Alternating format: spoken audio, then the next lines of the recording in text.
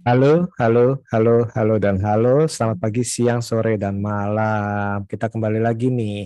Oh ya Mbak Mi, bentar lagi nih tanggal 9 Februari nih mau ada film horor terbaru. Judulnya adalah Waktu Maghrib. Serem ya. Kayaknya serem deh ya. Hati-hati tuh di belakang Mbak Mi ada yang gerak-gerak tuh. Nanti kalau aku diculik demit piye? Emang gimana nanti kalau aku diculik demit piye gitu ya? Kalau Iya dari kayak gitu. gitu ya. Gitu. Oke, oke. Lagi culik ya udah mau gimana. Astagfirullahaladzim. Oh iya Mas, selamat tahun baru. Kita kan Oh, baru selamat mulai tahun lagi baru. nih tahun baru. Selamat tahun Iya, baru semuanya. Oh iya. iya, selamat tahun baru Ya. nih untuk semuanya nih. Nah, kalian udah denger nih. Jadi kita udah kedatangan tamu, Mas Sidarta Tata, sutradara dari Waktu Maghrib. Nah, apa kabar Mas? Yeay. Baik, Mas. Baik ya. Mas, Iya. kita langsung ini aja, langsung nanya-nanya nih Mas ya. Ya, Ah, ini gimana ceritanya nih kok bisa terlibat di dalam produksi film ini ya? em, jadi sebenarnya dari Rapi Film, Pak Sunil itu nawarin cerita ini ke saya itu sudah dari pertengahan tahun 2020 sebenarnya. Gitu. Oke. Memang memang ini kan IP-nya memang berdasarkan dari film pendek YouTube Waktu Maghrib tuh. Jadi ada kan satu film Hmm. pendek yang kalau nggak salah itu disponsori sama Gojek ya waktu itu ya, gitu. Hmm. Nah, terus kemudian IP-nya diambil sama Rappi di tahun 2020 itu, terus kemudian waktu Hitam rilis pada saat itu, saya sempat ditelepon gitu untuk Hmm. disuruh mengerjakan ini gitu. Cuman memang jadwalnya nggak pernah ketemu kan, karena saya lagi jalan proyek-proyek yang lain gitu. Sampai akhirnya eh, kemarin waktu pertengahan 2022 setelah saya selesai di pertaruhan, Pak Sunil datang lagi gitu. Tapi kali ini sudah sama Mas Aga Ogi selaku penulis gitu nawarin ke saya.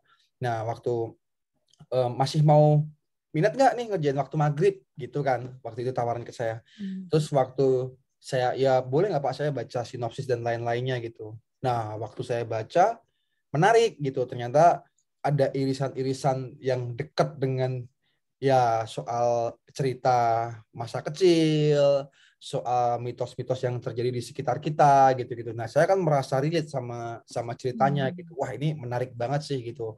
Akhirnya ya saya bilang gitu, Pak, saya mau tapi boleh nggak nanti di proses development saya ikut ngedevelop, saya juga ikut nulis gitu. Jadi Hmm. artinya saya juga pengen terlibat secara personal gitu. Karena kan memang setiap kali saya bikin film atau sesuatu yang saya bikin itu saya harus terlibat sih di pengembangan naskah dan lain-lain, sehingga saya tahu banget apa yang pengen saya bikin gitu. Nah, dari situ tuh Pak Sunil ngasih kebebasan ke saya, silakan ikut aja, ikut nulis bareng sama Mas Aga Ogi gitu. Terus ya udah dari situ kemudian kita berkolaborasi, kita mengembangkan bareng, nulis sampai ke draft 3 kalau nggak salah. Udah habis itu kita syuting tuh.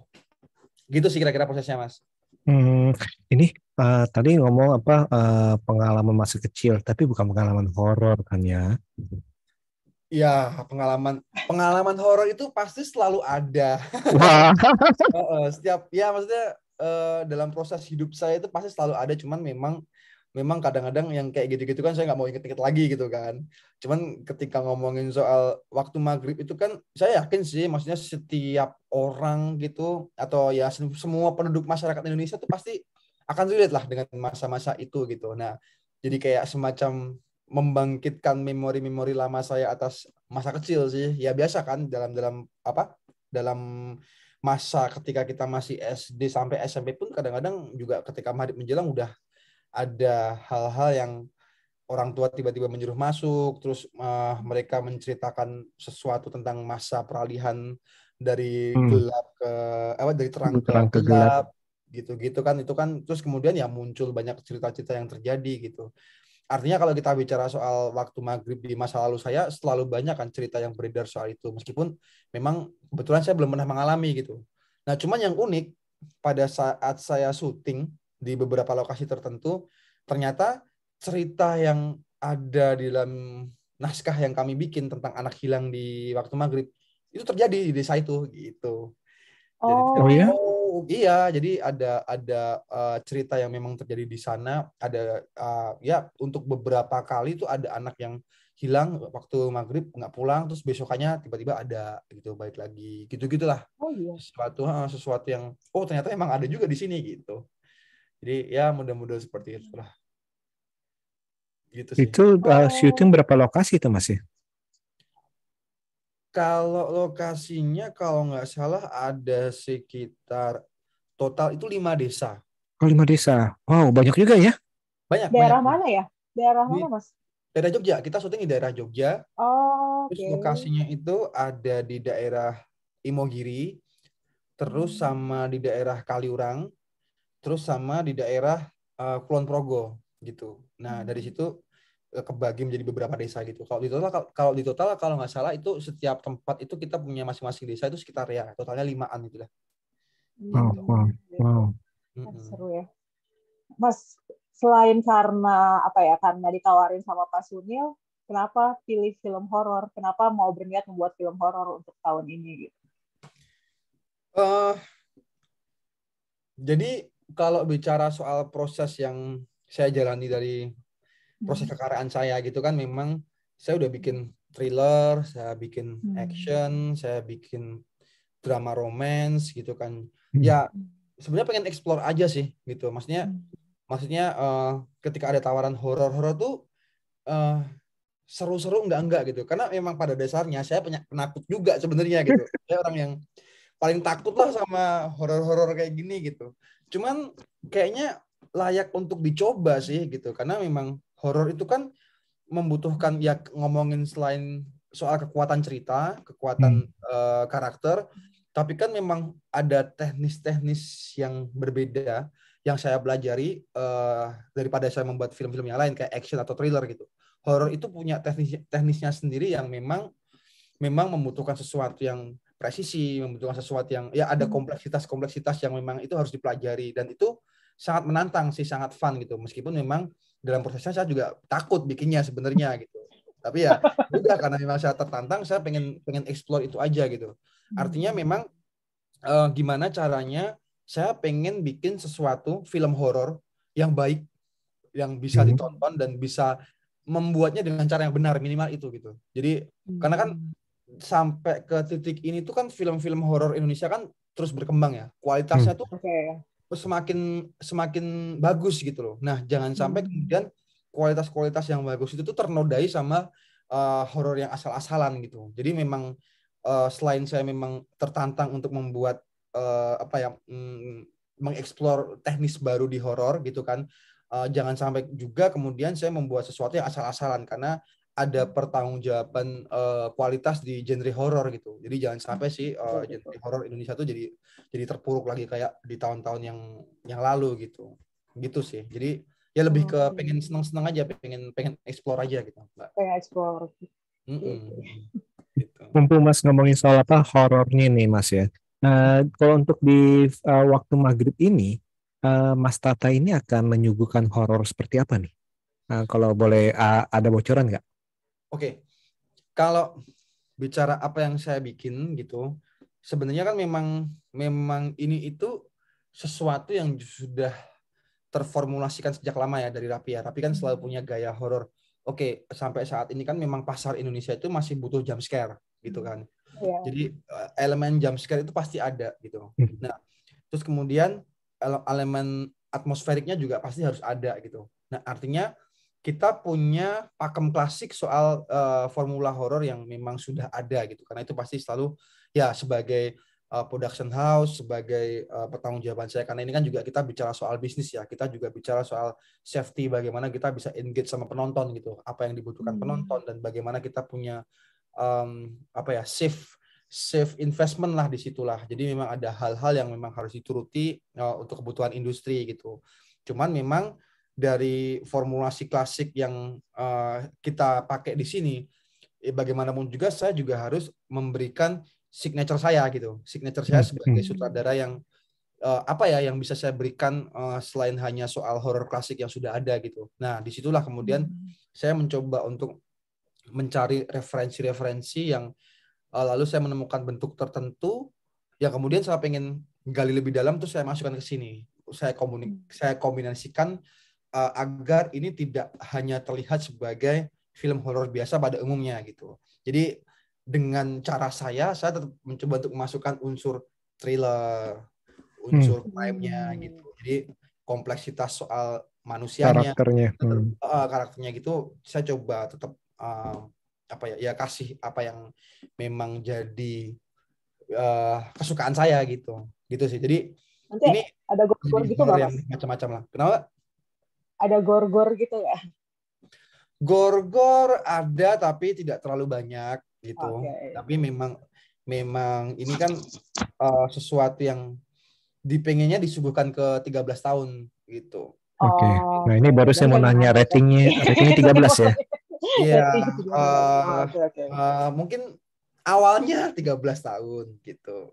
Akhirnya rated kan. Belum tahu. Maksudnya ini kan sekarang kita lagi proses sensor kan gitu. Jadi memang belum ketahuan gitu. Karena memang perspektifnya kan perspektif anak kecil kan yang saya coba masukkan di sini gitu. Jadi soal nantinya kalau desain kita memang desain buat 13 plus, tapi nggak tahu nantinya, kayaknya sih ini bakal 17 plus, tapi belum tahu juga sih ya gitu. Karena ini masih proses sensor masih berjalan gitu. Soalnya dari trailernya cukup wow, ada darah-darah, ada jari yang iya, ya gitulah Mas. Tapi ini kayaknya bakalan seperti hitam ya, dalam arti yang tadi Mas bilang itu dari segi karakter juga akan tetap akan difokuskan. Jadi istilah bukan hanya jump scare aja. Jadi kan seperti film-film Mas Tatan juga kan karakter kan kayak karakter-karakter yang ada juga istilahnya akan cukup kuat, benar nggak Mas ya? Kurang lebih seperti itu ya. Pasti ya. Bagi saya develop karakter itu yang paling penting gitu. Karena percuma juga kita menyajikan sesuatu yang serem-serem tapi penonton nggak punya investasi nggak punya empati atas karakter, kan jadi percuma gitu. Jadi memang bagi saya konstruksi dasar yang paling penting adalah bagaimana kita akan menguatkan perjalanan karakter yang kita punya gitu. Karena itu ketika kemudian penonton udah punya empati dan udah mulai ya simpati sama karakternya juga, tuh dia mau ngapain aja kan kita bakal khawatir kan sebagai penonton gitu, karena kita akan jadi sudah perasaan kita sudah terinvest ke karakter itu gitu. Jadi itu menjadi sesuatu yang paling penting untuk kemudian quality control yang harus saya jaga lah, soal jangan sampai karakternya itu hanya sekedar tempelan aja gitu. Jadi saya selalu bermain di layer-layer karakter seperti itulah. Gitu sih. Tapi nanti berarti karakter selain 3 anak kecil tadi itu masih akan ada yang lain ya? Cuma belum di ini ya? Belum di spill atau udah ada untuk karakter-karakter lainnya? Orang tuanya. Di trailer kan ada Aulia Sarah, ada Tasya Namya gitu, terus ada Andri Sadi gitu lah. Jadi sebenarnya ada ini kan cerita orang dewasa yang kemudian sudut pandangnya dari anak kecil sebenarnya. Itu yang menarik sih gitu. Jadi memang kayak ya kita ngikutin perjalanan si anak-anak ini sebenarnya gitu. Oke, yang seru, nggak sabar. Bentar lagi ya. Bentar lagi ya.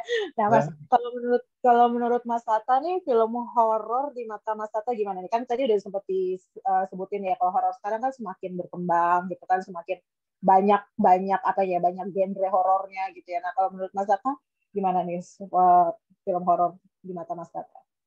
Menarik sih. Saya juga meskipun saya penakut, saya juga penonton horor sebenarnya gitu. Bagi saya tuh memang horor itu sudah menjadi sesuatu yang saya tonton sejak saya kecil gitu. Jadi saya selalu senang dengan genre ini gitu. Makanya tantangan untuk membuat horor itu menjadi sesuatu yang menyenangkan.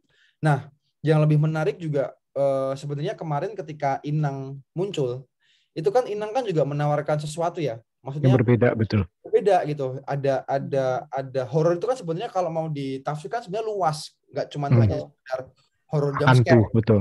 Tapi kan ada psychological horror, terus ada atmosferik, ada sesuatu yang lain yang sifatnya nggak harus jump scare sebenarnya gitu. Nah, dan kemudian Inang juga berhasil melakukan itu dan ada penontonnya gitu. Itu menurut saya jadi kayak tolak ukur baru horor di Indonesia gitu. Nah, harapan saya sih semoga nantinya kita akan semakin berani untuk mengeksplorasi ragam horor yang lebih berani lagi gitu, yang tidak hanya sekedar untuk dengan formulasi yang sudah ada gitu, tapi kita punya ruang-ruang bermain yang lebih lebar lagi lah gitu. Karena kan memang selain saya juga suka dengan horor klasik, saya juga mengemari horor-horor gayanya film-filmnya A24 kan, karena mereka selalu punya cara sesuatu yang baru, betul.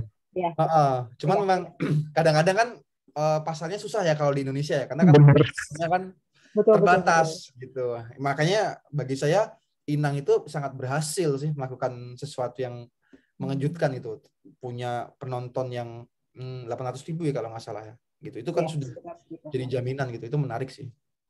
Hmm. Gitu. Betul. Dan berani ngambil resiko ya, dalam arti kan kadang-kadang kan Betul. ya tadi itu kan karena ya otomatis kan bukan hanya idealisme aja, tapi kan bicara soal bisnis ya. Ya Betul. itu dia yang kadang-kadang itu jadi istilahnya ya para pelaku film ya harus kompromi antara idealisme dan istilahnya ya kenyataan bisnis, dalam arti pangsa pasar kita ngomong ya.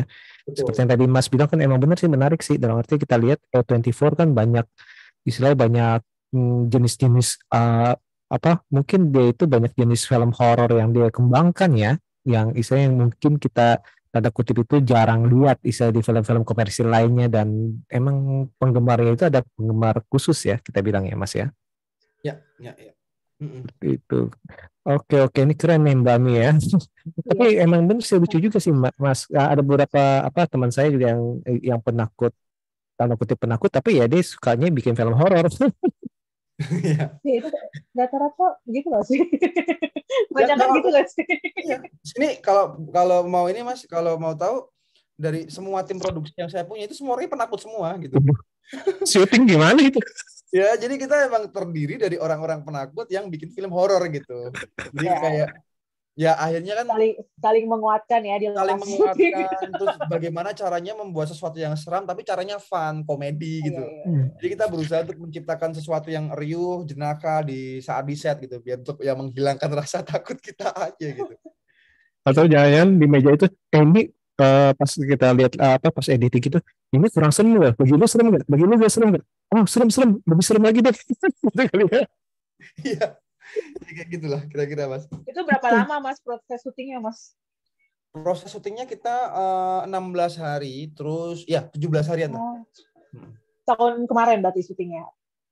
Iya tahun kemarin. Tahun kemarin bulannya kalau nggak salah September ya, aku lupa. Antara September atau Oktober ya. Ya September ke Oktober lah. Sekitar bulan itu. Nah, tadi Mas Tata juga bilang kan apa mencari-cari referensi untuk apa untuk eksekusi film ini ya. Boleh tahu nggak istilahnya referensi film apa nih, Ci? Oke, kalau bicara soal referensi ataupun film yang saya tonton kan saya sebenarnya tidak terlalu suka film horor dengan efek penggunaan CGI yang terlalu banyak. Visual efek yang berlebihan itu kalau bagi saya itu kayak mengganggu marwah dari film horor itu gitu. Karena memang ya bagi saya bikin horor tuh menciptakan practical effect yang kita bikin di set gitu kan. Karena jadi efek realnya tuh yang mau kita coba explore gitu. Nah itu kan jadi sesuatu yang menantang juga. Jadi teknisnya yang benar-benar jangan sampai kita bermain teknis di animasi tapi benar-benar ketika di set gitu. Nah ketika bicara soal terapan seperti itu kan bagi saya orang yang bisa melakukan hal-hal kayak gitu dengan sangat keren kayak James Wan ya. Itu tentu saja bapak horor era modern kan. Ya kan. Nah itu kan ketika saya menganalisa apa yang dia lakukan kan dia selalu menggunakan terapan-terapan yang practical effect gitu. Dia jarang banget menggunakan sesuatu yang sifatnya CGI banget gitu. Nah ya sebenarnya kayak gitu sih yang kemudian saya combine dengan film-film horor klasik zaman dulu gitu. Jadi saya mencoba gimana sih caranya ketika aku mencoba untuk membuat scene-scene horor tapi tidak menggunakan visual effect. Sebenarnya kayak gitu sih. Jadi kita lebih ke bermain dengan kamera treatment, bermain dengan teknik muncul keluar lewat merespon ruang gitu. Jadi lebih ke teknis banget sebenarnya gitu. Itu yang saya coba pelajari gitu. Tapi kalau bicara soal referensi ya itu tak terbatas sebenarnya gitu. Jadi tapi saya mencoba untuk menggali sesuatu yang sifatnya lebih ke penggunaan practical effect aja sih. Gitu sih Mas paling. Keren. Karena memang benar sih dalam arti secara nggak langsung juga segala sesuatu yang kita tonton apa bahkan istilah cerita-cerita ataupun itu bisa menjadi inspirasi ya Mas ya. Bisa menjadi istilahnya ya tadi itu inspirasi dalam kita berkarya sih seperti itu secara sadar ataupun tidak sadar. Ya Mbak Mi ya. Betul. Tapi ini kan itu syuting kan nggak lama ya, cuma sekitar 17 harian gitu ya Mas ya. Ada tantangan nggak sih Mas selama syuting Tantangannya banyak banget, yang Mas. Iya. Oh ya? Ya, kan soal selain cuaca. selain pada penakut itu ya, kan semuanya tuh penakut kan selain itu tantangan. Ya, soal cuaca tentu saja, soal cuaca, terus soal lokasi gitu. Karena kan memang lokasi kita Outdoor. juga ya, outdoor, indoor. Saya kan jadi kalau ya ini sedikit bocoran soal ceritanya kan ini terornya kan ke sebuah desa ya. Biasanya kalau horor pada umumnya kan terornya di dalam rumah gitu kan. Bermain di satu rumah doang. Kalau ini kan desa gitu. Jadi ya playgroundnya jadi banyak banget gitu. Outdoornya banyak, indoornya banyak gitu. Jadi kita memang punya lokasi yang banyak dengan kondisi cuaca yang tidak menentu.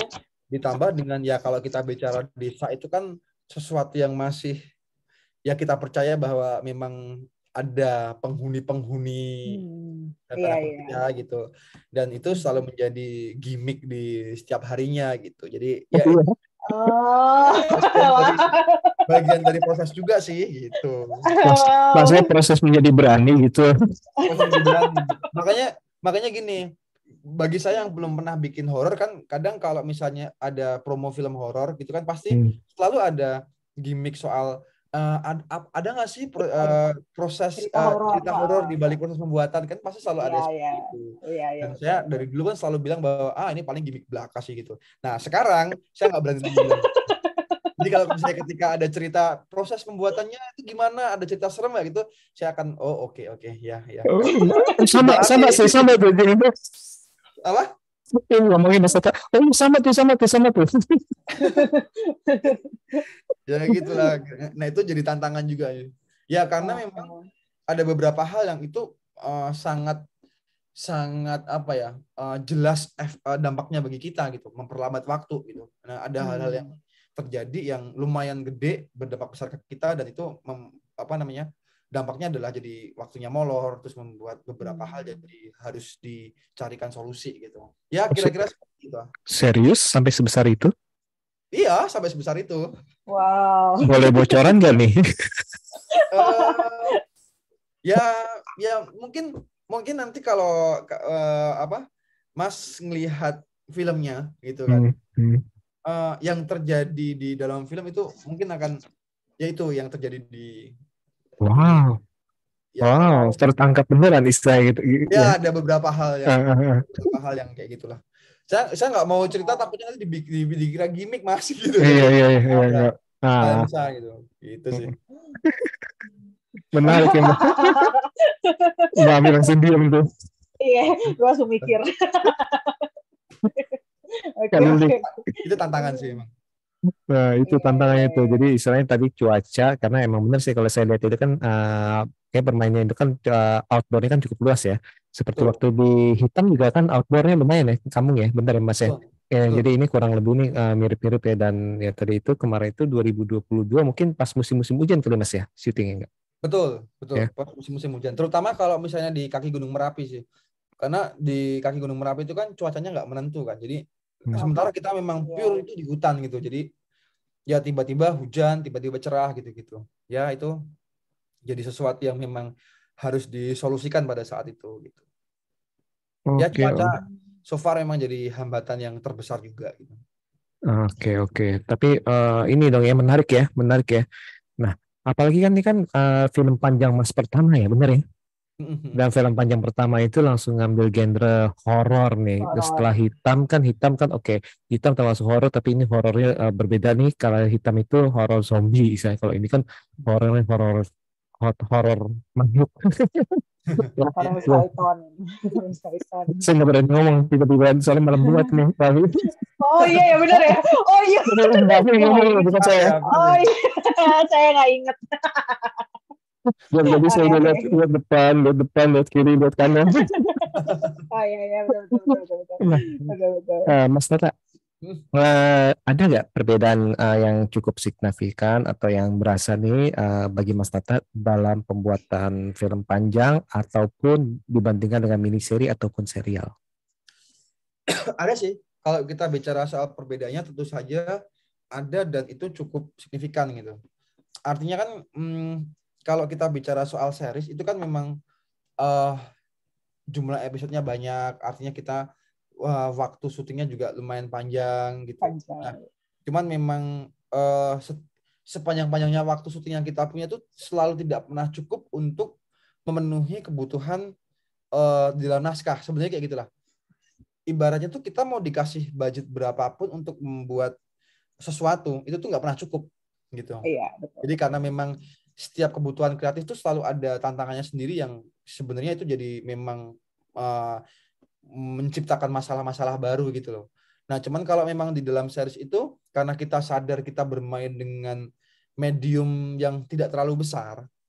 Jadi kadang-kadang kita tuh selalu menyikapi hal-hal itu dengan cara yang lebih ringkas gitu. Kita kadang bisa banyak meringkas hal-hal demi mencapai target syuting sehat, terutama yang paling utama kita perjuangkan. Gitu.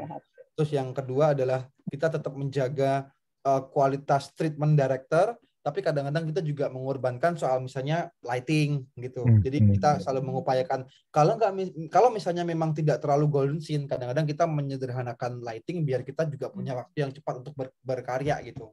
Nah, jadi di dalam series itu kadang ada excuse tertentu lah, ada treatment tertentu yang akan membuat semuanya menjadi efektif gitu. Nah, cuman kalau kita bicara soal layar lebar itu kan jadi kayak mainan yang beda lagi gitu. Nah, itu juga pertama kali pengalaman saya karena memang ada ya semua kru kita sejak pertaruhan ini di waktu maghrib ini semua krunya hampir sama, dipastikan sama gitu. Oh, okay. Cuman memang di antara semua tim yang terlibat ini kan cuman saya nih yang belum pernah bikin film panjang. Tapi semua orang di sekeliling saya memang semua sudah pernah buat film panjang semua gitu. Nah, begitu kita masuk ke treatment film panjang layar lebar, itu mereka tuh menjadi orang-orang yang sangat detail atas semuanya gitu. Nah, itu yang kemudian oke, ternyata memang ketika film panjang itu semua harus dipikirkan, semua aspek, semua every single detail yang belum pernah saya lakukan di series gitu. Nah, dari situ kemudian saya mulai tahu kenapa bisa sampai segininya gitu. Nah, cuman belakangan ketika kemudian saya kemarin habis tes di CP, saya baru ya namanya juga diputar di layar besar, apapun yang terlihat ganjil kan, falas kan pasti terlihat gitu. Nah, itu yang ada 1-2 shot yang saya lihat, ternyata bocor, ternyata ini gitu. Nah, itu ketahuan setelah di layar lebar. Nah, dari situ yang kemudian oh iya ya, mediumnya yang ternyata memang gede. Jadi semua orang yang pernah punya pengalaman jadi sangat detail atas hal-hal kayak gitu. Nah, disitulah kemudian gitu ya, ternyata memang ada treatment khusus yang membuat semuanya harus perfect gitu. Baik itu soal lighting, soal di series bisa banget lighting akan disimplify, tapi ketika kita bicara soal layar lebar kayaknya nggak ada kata simplify sih. Semuanya harus benar-benar berjalan dengan cara yang proper gitu.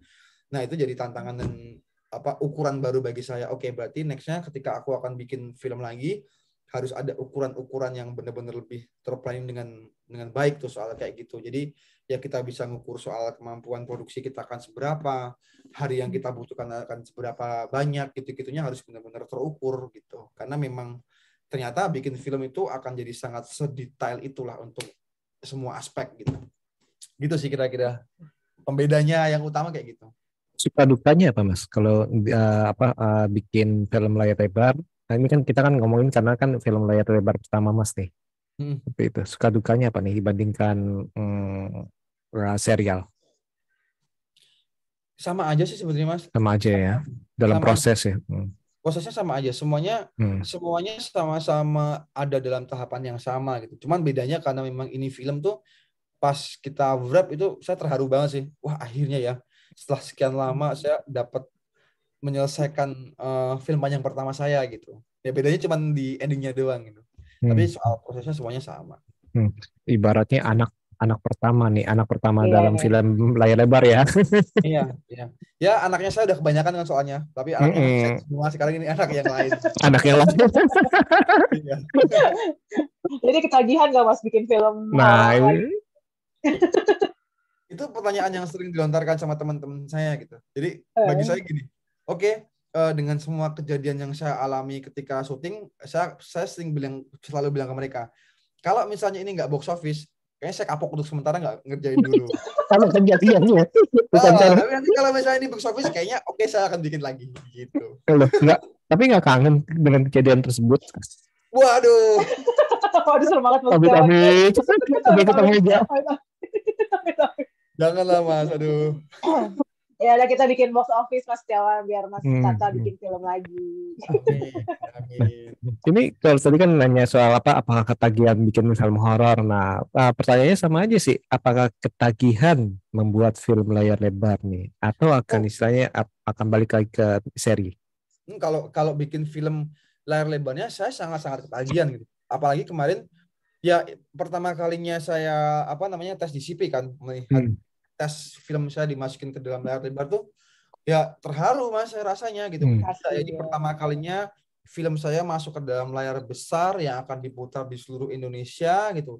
Ya itu menjadi sesuatu yang gila, ini pencapaian dalam hidup saya gitu untuk membuat sesuatu seperti ini gitu. Bahkan saya sampai pas nonton film saya tuh, wah akhirnya tayang ya. Dan udah kayak di film-film ya gitu. Iya, film. Emang film Mas. Iya, perasaannya sampai kayak gitu. Saking senengnya, saking gemesnya gitu. Nah itu yang bikin ketagihan sih. Maksudnya ya menonton film dengan cara yang proper itu kan selalu menyenangkan ya. Maksudnya di layar yang besar, ruang yang proper dengan sound yang memadai, itu kan menjadi pengalaman cinema experience yang tak tergantikan lah rasanya lah gitu. Dan betul. jadi sangat menyenangkan ketika ya saya melihat film saya sendiri dan itu ditonton oleh orang, dan harapannya akan banyak orang yang menonton itu menjadi sesuatu yang sangat menyenangkan sih gitu. Meskipun ya kalau bicara series kan itu kan mainan yang lain lagi ya. Ada eksplorasi genre yang bisa dibikin mainan di series gitu. Jadi ya mungkin untuk tahun-tahun berikutnya saya akan tetap bermain di series, saya akan tetap bermain di film juga. Ya ada ruang bermain yang beda lah. Gitu. Jangan lupakan Hitam season 2 Mas ya. Kita masih menunggu pertaruhan season 3 juga nih. Pertaruhan. Ya, saya sudah menunggu Hitam season 2 nih Mas. Apakah akan berdesa lain sih? Jangan-jangan berdesa ini mungkin. Jangan. Oke Mas, ini ada pertanyaan ini aja for fun aja sih saya. Tiga film horor favorit apa Mas? Dan kenapa? 3 film horor favorit. Saya yang pertama itu Hereditary. Oke, Hereditary. Oke, kenapa? Ya itu sesuatu yang slow burn tapi horor yang disajikan itu tuh selalu terngiang di kepala, dan hampir berminggu-minggu saya selalu membayangkan adegan-adegan yang memorable di film itu disturbing banget dan benar-benar sakit banget. Kenapa bisa sampai bisa sampai membayangkan titik itu tuh benar-benar gila sih. Film itu tuh film yang benar-benar ya membuat shock lah. Shocking efeknya kan dahsyat banget sih si Hereditary itu gitu. Terus yang kedua itu saya selalu suka Rosemary's Baby. Oke, Rosemary Baby. Itu juga keren juga tuh. Keren banget sih itu saya suka banget gitu. Itu sesuatu yang nggak ada hantunya tapi terornya tuh bener-bener terasa. Gitu sih. Itu saya suka banget soal itu. Terus, nah yang ketiga ya The Conjuring sih. Itu saya selalu suka. Yang pertama ya. Kenapa? Conjuring. Ya itu Conjuring tuh, wah itu eksplorasinya James Bond tuh gila-gilaan sih. Saya suka banget bagaimana cara dia menyajikan cara cara menghadirkan hantu dengan biasanya kan kalau kita mempelajari horor kan ada beat yang dimainkan 1, 2, 3 bar 1, 2, 3 bam gitu kan. Iya.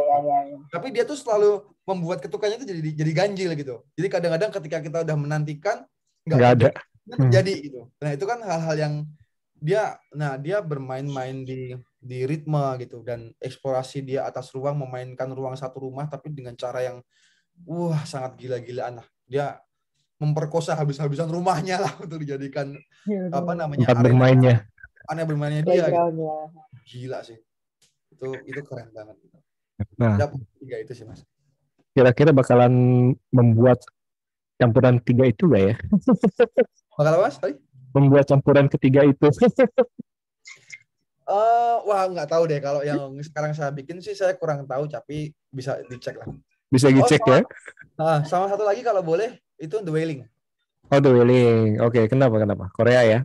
Korea satu, terus kedua itu sesuatu yang gila banget juga. Si Na Hong Jin tuh bener-bener ya, saya suka banget sih sama bagaimana cara dia membuat teror dengan cara membuat semua makhluk abu-abu gitu tuh, wah gila sih.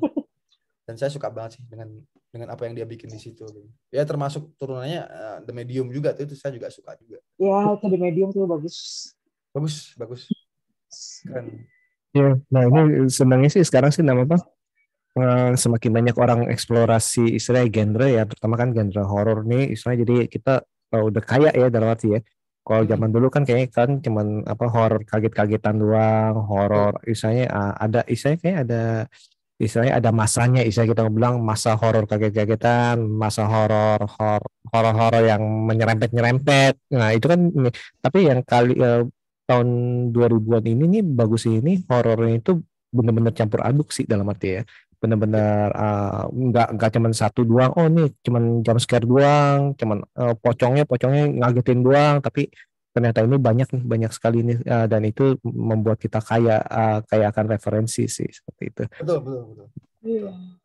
Nah, Mas, tadi bilang semoga berhasil. Nanti kita kalau berhasil akan membuat lagi, walaupun saya harus mengalami mungkin amit-amit ya, mengalami hal yang sama. Nah, ada target penonton nggak? Untuk yang Atau target apa deh yang Mas punyain untuk film Waktu Maghrib ini?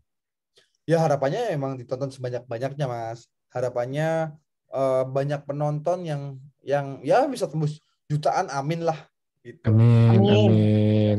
Itu saja pokoknya, intinya semoga film ini tuh bisa bertemu dengan penonton sebanyak-banyaknya. Banyak penonton ya. Itu aja sih gitu. Nah, ada kata-kata terakhir gak Mas untuk Isai? Bukan kata-kata terakhir.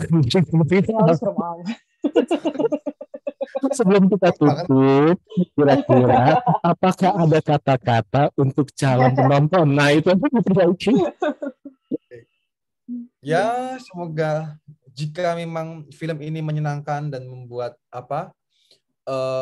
kalian suka, kabarkan ke semua orang, kabarkan ke keluarga, teman, sahabat, kerabat, dan lain-lain, biar semuanya ikut nonton gitu. Jadi bagi kalian juga kalau mau nonton mungkin jangan sendirian ya, karena film horor kan serem kan. Jadi memang harus ditonton bersama orang-orang terdekat gitu. Jadi biar semakin ramai semakin seru gitu. Pengalaman horornya tuh jadi berasa. Iya, experience-nya lebih enak, lebih bagus. Betul. Film horor itu selalu enak untuk dinikmati bareng-bareng. Jadi tontonlah bersama orang sebanyak-banyaknya gitu. Nah, Mas Tata ngomong gitu, Mami, tolong cerita Mami, kemarin baru nonton film horor, sebelahnya teriak, terus Mbak Bing gimana? Iya, aku tuh sebenarnya bukan penakut, jadi aku tuh nggak takut kalau maksudnya apa ya, bukan yang orang penakut gitu kalau nonton film horor. Tapi karena kiri kananku tuh orang penakut dan kagetan, jadi aku tuh teriak karena dia teriak gitu loh. Oh, auto latah. Jadi auto latah, jadi kan orang lagi tenang gitu, terus dia teriak, terus dia loncat. Jadi kan gue ikutan loncat. Kenapa? Kayak gitu. Nah, itulah. Suruh kita nonton-nonton ya Mas Tata ya. Sebenarnya nonton rame-rame tuh begitu tuh, kalau udah gitu, kalau ada orang takut kan enak gitu kan. Jadi memancing rasa takut kita juga jadinya, walaupun nggak takut jadi ikutan teriak. Jadi takutnya bareng-bareng ya. Bareng-bareng. Seru. Di tahun ini kayaknya banyak juga kan film horor kan. Dari 2022, 2023 kan banyak nih film horor, dan semuanya menarik sih. Film horor kita tuh benar-benar berkembang dan macam-macam gitu genrenya gitu, nggak hanya yang jump scare, tapi ada juga yang kayak Inang tadi gitu kan. Ya. Seru banget. Iya nih. Oh, aduh, ini jangan lupa nih tanggal 9 Februari nih ya. Jadi tanggal 9 Februari dicatat nih. Sekarang udah tanggal 12, jadi kurang dari 1 bulan. Nah, ya udah kurang dari 1 bulan lagi nih, nggak berasa. Pokoknya nggak berasa deh. Kayak ini belum apa-apa, kemarin baru tahun baru, deh sekarang udah tanggal 12, jadi ya Iya, udah tengah bulan lagi aja ya. Cepet banget. iya kantongnya udah tipis. Jadi jadi tanggal 9 Februari pasang alarm kalian nih karena waktu maghrib ini akan segera rilis Ya. dan kalau kalian lihat dari trailer, saya pribadi ngeliat dari trailernya nih mikir, wah ini Mas Tata nih mau ngasih tanda kutip kegilaan apa nih kok darah-darah kayak gitu. Apalagi kan tokonya kan anak kecil nih, waduh ini bakalan disturbing. Serius Mas, pas saya lihatnya, wah ini kok tokonya anak kecil tapi kok setannya orang dewasa di belakang gitu tuh, saya tuh yang di belakang yang Bami itu lihat tuh kepalanya ongleknya sama tuh. Pakai jilbab lagi kan, harusnya gue pakai baju putih tadi ya. Yakin malam Jumat berani? Nggak yakin. Nggak. Oke, jadi ini jangan lupa nih di bioskop 9 Februari waktu maghrib kita ramaikan nih karena pasti kita akan mendapatkan suatu pengalaman yang baru nih dari film horor yang disajikan karena saya yakinnya ini karena film horor Indonesia ini banyak sekali perkembangannya dan kita akan mendapatkan banyak rasa lah. Dan kita ini kali ini nih waktu maghrib kita akan tunggu-tunggu. Oke, kalau gitu. Kalau waktu maghrib kan memang udah tahu semua ya. Kita kan pasti punya cerita masing-masing tentang waktu maghrib. Iya. Dimanapun itu. Saya pikir mau cerita waktu maghrib Mbak Abi gimana? Udah, yuk udah malam Jumat ini. Padahal saya juga udah gini sabi. Enggak ada. Oke, kalau itu ini kok jadi penakut semua. Nggak pernah. Insya Allah. Oke, kalau gitu terima kasih nih. Jangan lupa untuk dengarkan episode-episode kami selanjutnya tentunya dengan tema berbeda. Sekali lagi terima kasih Mas Tata dan sukses untuk filmnya Waktu Maghrib. Sekali lagi terima kasih dan see you. Dadah.